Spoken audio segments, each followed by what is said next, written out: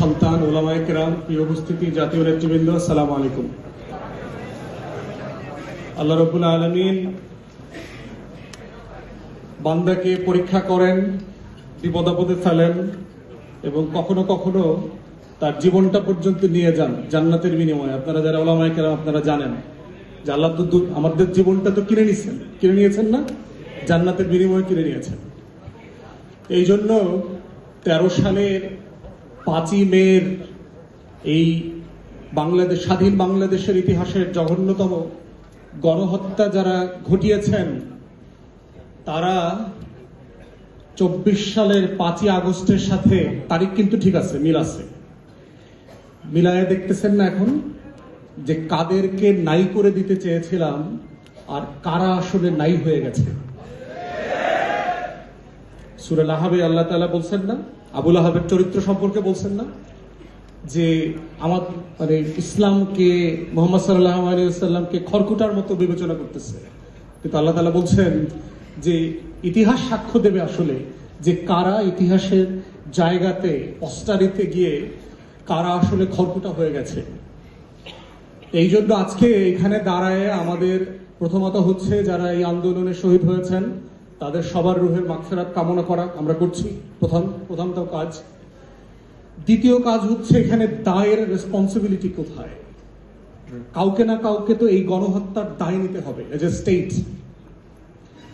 আজকে এখানে আমাদের প্রিয় স্বপন ভাই, রতন ভাই আছেন, ওনারা বিএনপি আকারে না, স্টেট আকারে যেহেতু ওনারা সরকারে রাষ্ট্রকে রিপ্রেজেন্ট করেন, তাই আমাদের দাবি দাওয়াগুলো ওনাদের কাছেই বলতে হবে এবং ওনাদেরকে এই দায়ও নিতে হবে, রাষ্ট্র আকারে ওনাদেরকে দায় নিতে হবে। আমরা বারবার গত কয়েক বছর থেকে টানা বলেছি যে এইটার তদন্তের জন্য একটা কংগ্রেশনাল হিয়ারিং এর মডেলে একটা গণশুনানি করা দরকার এবং সেটা দুইভাবে হতে পারে।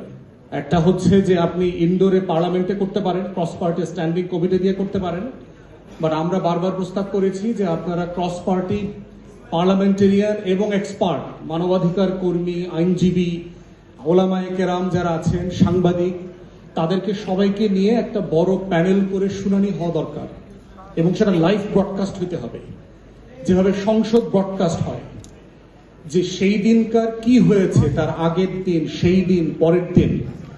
এই যে হাজার হাজার লক্ষ লক্ষ ওলামায়ে কেরামরা এসছেন, বিকালে সন্ধ্যার পর থেকে পুরো রাত জুড়ে এই যে লক্ষ লক্ষ বুলেট মারা হয়েছে, তার আসলে ফলাফলটা কি দাঁড়িয়েছে? নেট বন্ধ করে দিয়ে, টেলিভিশন বন্ধ করে দিয়ে, শাটডাউন করে দিয়ে, ডিশ বন্ধ করে দিয়ে, টোটাল এলাকা খালি করে, বিদ্যুৎ কেটে দিয়ে 1.5-2 লক্ষ বুলেট ছুড়বার যে অভিজ্ঞতা, ওই এলাকাবাসী সেই দিন পাশে ছিলেন, শুনেছেন।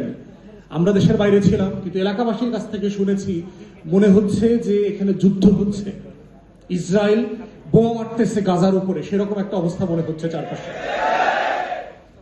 যে এটা যে একটা রাজধানী, এটা শহর, এটা যে মুসলমানের দেশ। আমার বাংলাদেশের যে কারো 13 দফার বিষয়ে দ্বিমত থাকতে পারে, 13 দফার কারো একমত হওয়া জরুরি না, কিন্তু রাষ্ট্রের কাছে 13 দফা নিয়ে এসে এইটা বাস্তবায়নের দাবি করা হচ্ছে গণতান্ত্রিক অধিকার। যে কেউ করতে পারতে হবে, রাষ্ট্র বলতে পারতে হবে যে আমি কোনটা করতে পারছি, কোনটা করতে পারছি না। এটার নাম হচ্ছে রাষ্ট্রের সাথে নাগরিকদের যে সামাজিক চুক্তি, এই ডায়ালগ এবং কনভারসেশনের জায়গা।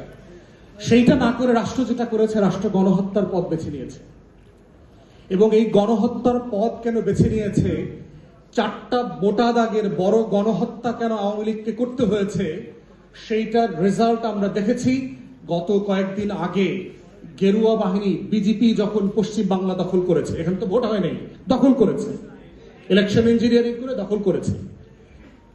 ততএব আজকে এই জায়গাতে এসে আমরা সরকারকে আহ্বান জানাচ্ছি, আপনারা পার্লামেন্টে এবং পার্লামেন্টের বাইরে একটা পাবলিক কমিশন করেন হিয়ারিং এর জন্য, গণশুনানির জন্য।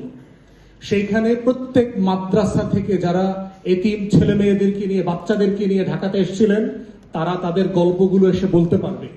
তাদেরকে কাঁদতে দেন, জনগণের কাছে, মানুষের কাছে কাঁদতে দেন যে সেদিন তারা আসলে কি দেখেছে, তারা কত রক্ত দেখেছে, সেদিন কত হাজার স্যান্ডেল দেখেছে।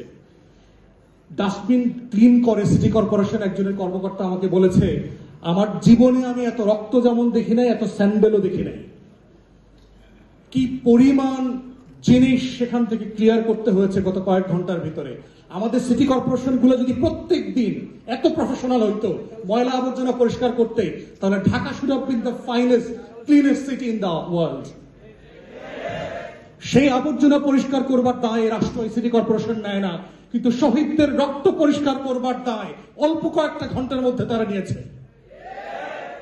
এবং যারা করেছেন সিটি কর্পোরেশনের সেই কর্মকর্তারা সোনার বাংলায় এখনো আছেন।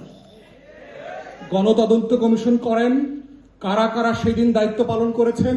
৭,৫০০ আইন শৃঙ্খলা বাহিনীর সদস্য, পুলিশ, র্যাব, আর্ম ফোর্সেস এজেন্সির লোকজন কাজ করেছে এবং প্রত্যেকটা ফোর্সের মেম্বারদের লগবুক আছে, কারা সেদিন ডিউটি করেছেন। আপনি সেগুলো কল করেন, কমান্ডিং অফিসারদেরকে ডাকেন, কারা কারা দেশে আছে, কারা কারা এখনো পালায় নাই। আমার নিঃসন্দেহে দেখবেন বর্তমান সরকারেরও কাপড়ের নিচে অনেক পলাতক গণহত্যার আসামিদেরকে খুঁজে পাওয়া যাবে। অতএব বিচার করতেই হবে।